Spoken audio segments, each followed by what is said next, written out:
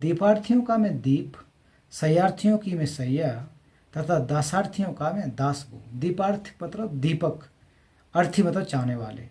तो जो दीपक को चाहने वाले का दीप, दीपक को कौन चाहेगा जहाँ अंधकार होगा। मतलब प्रकाश को चाहने वाले लोगों के लिए प्रकाश बन सकूं। अगर कहीं जो कि अंधेरा है तो अंधेरे में अगर हम दीपक रखते हैं तो वहाँ प्रकाश हो जाता है, लाइट आ जाती है, वहाँ से लोग देख सकते हैं। तो हम लोग कैसे बन सकते हैं? ऐसा तो है नहीं कि हम लोग वहाँ पहुँच के शरीर में से प्रकाश निकलने लगे, ऐसा नहीं है। कहते हैं कि एक उम्मीद की किरण बन सकें, जो उम्मीद चाह रहे हैं हमसे, उनके लिए प्रकाश रूपी हम किरण बन सकूं। शय्यार्थी मतलब सोने का जो आसन है उनके लिए आसन बन सकूं। और दासार्थियों के लिए जो दास हैं, जो बेचारे जो जो एक प्रकार से एक स्लेव्स हैं, जो बंदी बना के रखे हुए, उनके लिए भी मैं दास बन सकूं, उनका भी मैं नौकर बन सकूं। देखिए, मतलब जेल में जो दास प्रथा पहले थी, आज भी कहीं होगी, गुलामी की तो जो लोग गुलाम बना कर रह रहे हैं उनके ऊपर तो इतना ज़्यादा कष्ट है भी, तो मैं भी उनका गुलाम बन सकूं, मतलब उनके कष्टों को मैं अपने आप ले सकूं।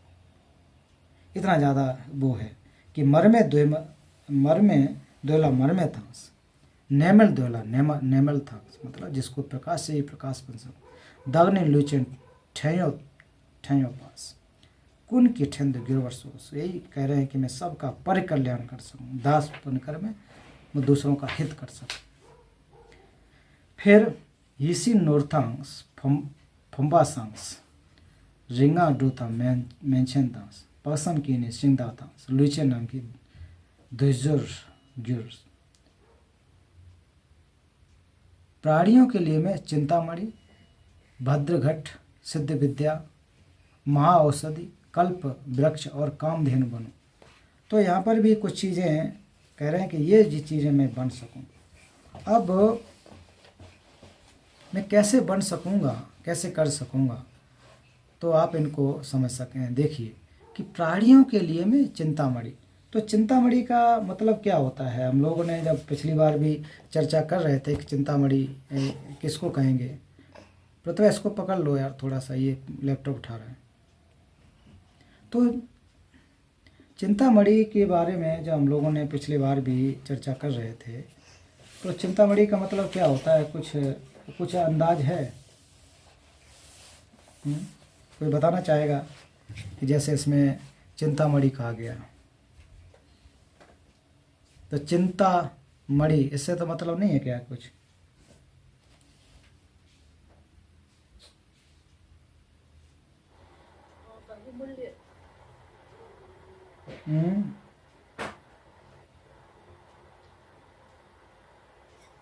बहुमूल्य चीज़, मतलब तिब्बती में देखोगे इसमें क्या कह रहा है? ईशी नोरबू, ईशी नोरबू, ये मतलब होता है हमारा जो मन का वो शिन, मतलब उसी का ईशिन नोरबू, नोर मतलब जो हमारी इच्छा को, या जो एक प्रकार से बहुत ही जो हम इच्छा करते हैं, इसी मतलब दिल की, हृदय की इच्छा की पूर्ति करने वाली चीज़ ईशिन नोर। परम पावन जी को तो ईशी नोरबू भी इसीलिए तो कहा जाता है कि हमारे दिल के बहुत जो नज़दीक हों, जिससे सारा को सारा ठीक हो सके। और भद्र घट, फिर कहते हैं फुमसा, भद्र, भद्र मतलब अच्छा, घट जिसको घड़ा कहते हैं। तो भद्र घट का मतलब ये है कि ऐसा घड़ा जिसमें जिस वस्तु की अभिलाषा से हाथ डाला जाए वह वस्तु प्राप्त हो। ये एक उपमा दी गई है कि ऐसा घड़ा मान लीजिए कि जिसमें हमें सब कुछ प्राप्त हो सके। खैर, सिद्ध विद्या, सिद्ध विद्या उसको कहा जाता है कि जो हम लोग सीख रहे हैं सिद्ध विद्या, और या मंत्र जिसके द्वारा सारी की सारी जो चीज़ें ठीक हो जाए। तो सिद्ध विद्या तो वास्तव में सिद्ध विद्या भगवान बुद्ध का दर्शन है। इसके द्वारा सारा का सारा सिद्ध हो सकता है, सब चीज़ों से हम लोग को परिपूर्ण हो सकते हैं, भवचक्र से मुक्त हो सकते हैं, ऐसे हम समझें।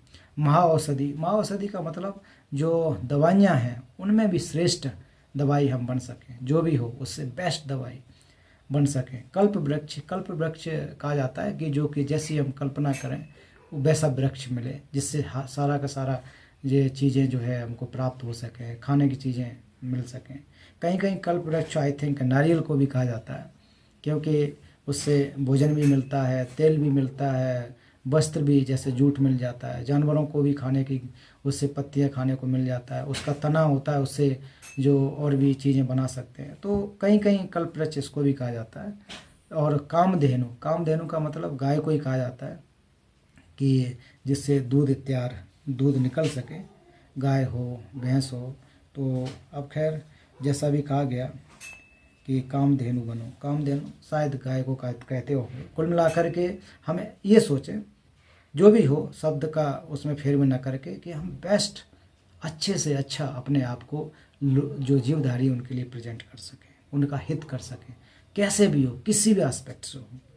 जैसे पृथ्वी आदि महाभूत अनंत आकाश पर्यंत व्यापी अप्रमेय प्राणियों के नाना प्रकार से भोग्य होते हैं। कैसे बने, ऊपर उदाहरण इस श्लोक को ऊपर को जोड़ करके देखिए। जैसे पृथ्वी कैसे दिखा रहे हैं कि जैसे सासोक जुंगा छम्बोतांस नमका सिंधु तपर्यांस सेमचन पक्त मेपाइस नमपर करसा नमंग निर्च श्रियांसोस।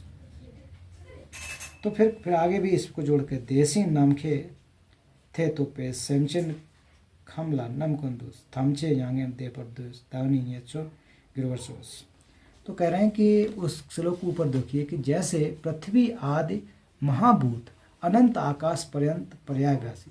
तो अब जैसे देखोगे पृथ्वी आदि महाभूत, तो पृथ्वी आदि महाभूत, तो पृथ्वी के अलावा भी और कौन से हैं?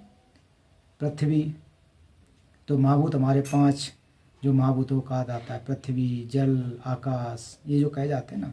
पृथ्वी एक तो हो गई, तो एक पृथ्वी मतलब जमीन से ही मतलब होता है, शासन को मतलब जो माप की जो आग की परिभाषा होती है पृथ्वी, कुल मिला करके जहाँ पर हम लोग रह सकें, निवास कर सकें, जो स्थिर हो सब।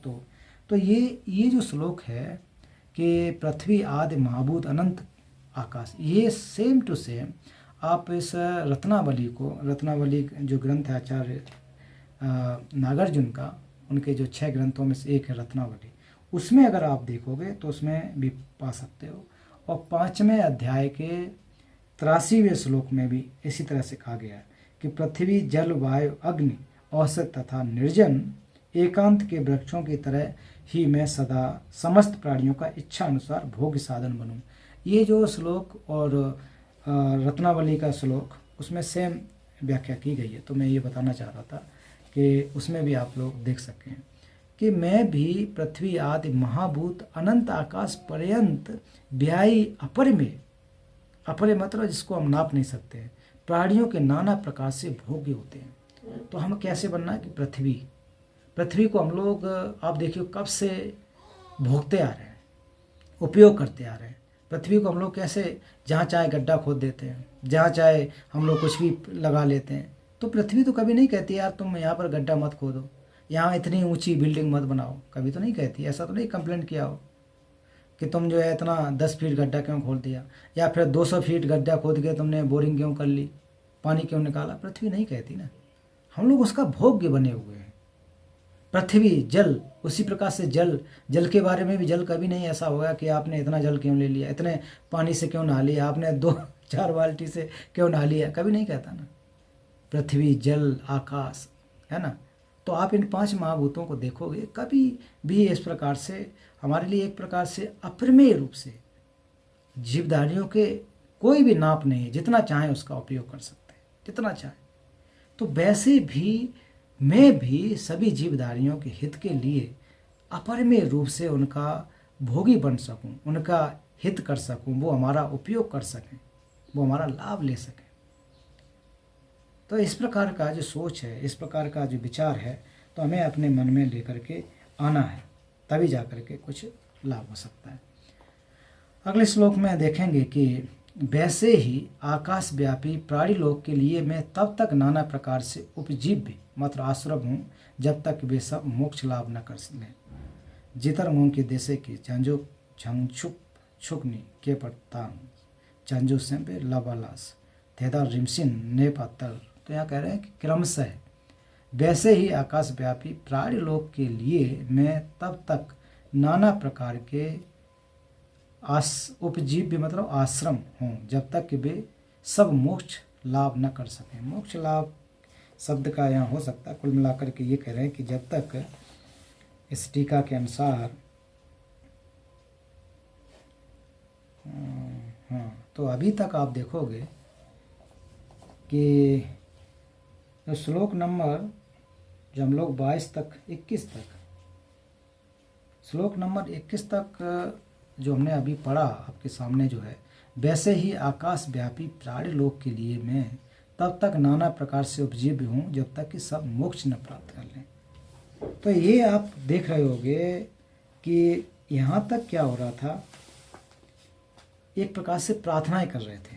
ये आपने देखा होगा श्लोक नंबर 21 तक कि हम लोग बार बार इसमें बोध सकते एक प्रकार से प्रार्थनाएं कर रहे हैं कि मैं इस प्रकार से बन सकूं, पृथ्वी बन सकूं, आकाश बन सकूं, उनके लिए मेरा शरीर भी काम आए, जो भी हो वो प्रार्थनाएं कर रहे हैं, मैं उनके हित के लिए कर सकूं, आश्रम बन सकूं, जब तक कि क्या ना हो जाए मोक्ष लाभ। मोक्ष का यहाँ कंट्रोवर्सी कर लेते हैं लोग, कुल मिलाकर शब्दों में तो मैं पता नहीं, कुल मिलाकर निर्वाण प्राप्त न हो जाए, भवचक्र से मुक्त न हो जाए, ये हमको ध्यान रखना है कि हम भवचक्र से मुक्त होने का मतलब हमारे अंदर से क्लेश जब तक न निकल जाए तब तक मैं इन अभ्यासों को करूँगा। इस प्रकार की मोटिवेशन, इस प्रकार की एक प्रकार से क्या करें, परिधान प्रार्थना जैसे कर रहे हैं।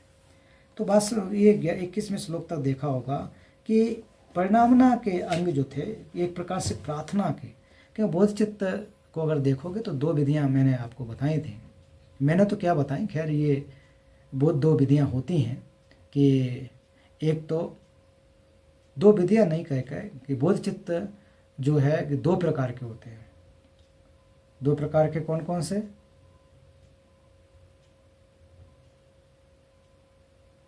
कौन कौन से होते हैं 2 प्रकार के? एक प्रणिधान होता है, एक प्रस्थान होता है। बहुत बहुत बढ़िया। तो एक प्रणिधान मतलब एस्पिरेशनल बोध चित्त, जिसको हम लोग जो कि प्रार्थनाओं के माध्यम से कि मैं जो है कि बुद्ध बन जाऊं, ऐसी हम प्रार्थना करते हैं सभी के हित के लिए कि मैं प्रार्थना बन जाऊं। तो अब अभी तक हम लोग उसमें क्या करते हैं कि प्रणिधान ही करते हैं, एस्पिरेशन करते हैं, प्रार्थनाएं ही केवल ज़्यादातर करते हैं, एक प्रकार से अपने आप को तैयार करते हैं। तैयारी करने की मोटा मोटी अगर उसमें कहो कि एक प्रकार से तैयारी करने में लगते हैं कि हमें कहीं जाना है तो उसके लिए सब चीज़ें जुटा लेना, तैयारी कर लेना, वस्तु इकट्ठा करके जाने की तैयारी करते हैं। और फिर उसके बाद जो प्रस्थान बोध चित्त आया तो जुगसेम, पहला क्या, मन से मतलब प्रार्थना करना, विचार करना कि हम ऐसा करेंगे ऐसा करेंगे। तो ये भी जरूर है, आसान नहीं होता है कि अभी आपने देखा होगा कि ऐसा मैं बन जाऊँ, सबके हित को भी बन सकूँ, मेरे शरीर का भी उपयोग भी कर लें, तो आसान नहीं होता है। इसके बाद जाकर के क्या होता है कि वास्तविक रूप से जब हम चलने लग जाते हैं, जैसे कि आप सेना को देखो, जब सेना अपने वहाँ पर रहती है जहाँ उनके कैंप वगैरह में रोज़ जा कर के प्रैक्टिस करते हैं, रोज़ भाग दौड़ करते हैं, रोज़ जो है कपड़े पहनते हैं, फिर जाके छलांग लगाते हैं, है ना। तो क्या करते हैं, वास्तव में किसकी तैयारी कर रहे हैं, युद्ध में जुड़ने के लिए। अगर लौकिक रूप से देखा जाए तो तब तक वो, जब तक वो वास्तव में युद्ध में कब जुड़ेंगे, जब जाकर के उनको लड़ाई करनी पड़े, तब वो वास्तव में जाकर के सामना करते हैं। उससे पहले तो तैयारी करते रहते हैं। कोई कोई तो फौजी तो बेचारा पूरा ज़िंदगी भाग के ही, दौड़ के ही रिटायर होके आ जाता है, कभी मौका भी नहीं लगता। ऐसा अच्छी बात है, ऐसा नहीं हो, हम तो ये नहीं कह रहे हैं कि लोग मरे, तो अच्छी बात है कि ऐसे ही रिटायर हो जाए, लेकिन तैयारी करनी पड़ती है कब ऐसा वक्त आए। तो इसी प्रकार से जब हम लोग बोध चित्त को उत्पाद करने से पहले जो तैयारी करते हैं, वास्तव में वहाँ पहुँचते नहीं। तो जैसे ही हम अगले क्षण या जब हम उसमें प्रवेश करेंगे जाकर के, फिर हम जो है कि आगे चलेंगे, जैसे कि इसको कहा जाता है कि प्रस्थान बोध चित्त, जुगसेम। तो वास्तविक अभ्यास में हम जब लग जाते हैं, तो ये जो बोध चित्त का अगर आप इसमें देखो, बोध चित्त परिग्रह में कि हमको कैसे इसको रक्षित करना है, कैसे इसको अच्छी तरह से हमको बचाना है। झंझू से हम योंग्स सुंबा बोल रहे हैं ना कि अच्छी तरह से पकड़ना उसको, और कैसे कैसे हम पकड़ा जा सकता है, और फिर प्रैक्टिकली हम एस्पेक्ट कैसे आए। तो एक प्रकार से हम प्रैक्टिकल एस्पेक्ट के बारे में देखें तो अब प्रारंभ होगा, उससे पहले हमारी प्रार्थनाओं के रूप में पहले प्रारंभ होगा। तो ये प्रैक्टिकल बोधचित्त प्रकरण का जो वास्तविक है वो अब यहाँ से जाकर के 22वें श्लोक से यहाँ प्रारंभ होगा। जैसे अतीत के बुद्धों ने बोध चित्त का ग्रहण किया, जैसे उन्होंने क्रम से बोध सत्वों की शिक्षाओं का पालन किया, तो यहाँ से आगे जा कर के क्या होगा कि बोध चित्त को जो जुक्सिन, जो प्रस्थान बोध चित्त, उसका प्रारंभ होगा। तो मुझे लग रहा है कि मैं आज यहाँ समाप्त करूँगा कि प्रस्थान बोध चित्त, जो अभी तक प्रणिधान के बारे में ये बातें थी, तो प्रस्थान के लिए कि हम कैसे कैसे अब प्रस्थान कर सकते हैं, कैसे हम आगे बढ़ सकते हैं।